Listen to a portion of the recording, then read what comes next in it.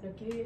আসলে আমাদের একটু দেরি হয়ে গেল, কারণ হচ্ছে আমাদের টিমগুলোর যেহেতু ক্লাব লাইসেন্সিং ছিল, তো সেখানে কাগজপত্র জমা, আদার্স ফর্মালিটিস সব কিছু মিলিয়ে অনেক সময় লেগেছে এবং এফআইবি কমিটি ওটা যাচাই বাছাই করতে অনেক সময় নিয়েছে, যে কারণে একটু দেরি হয়ে গেছে। যাই হোক, আমরা অবশেষে শুরু করতে যাচ্ছি আগামীকাল, অর্থাৎ 14ই ডিসেম্বর থেকে 26শে ডিসেম্বর, এই 13 দিন দলবদল। 29শে ডিসেম্বর লিগ শুরু এবং 31শে ডিসেম্বরের ভিতরে লিগ শেষ। 31শে জানুয়ারির ভিতরে লিগ শেষ। এটা সিঙ্গেল লিগ, এখানে 55টা ম্যাচ হবে।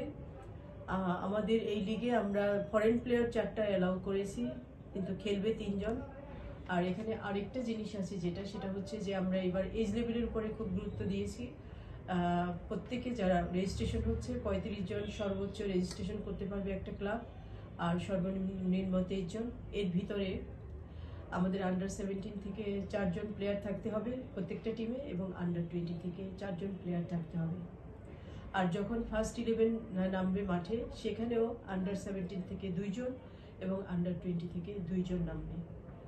আর একইভাবে যখন সাবস্টিটিউট নামাবে, তখনও এজ লেভেলে সাবস্টিটিউট এজ লেভেলই হবে। ঠিক আছে? তো এই ছিল আমাদের আজকের অ্যাকচুয়ালি ক্লাবগুলোর সাথে আমাদের আলোচনা।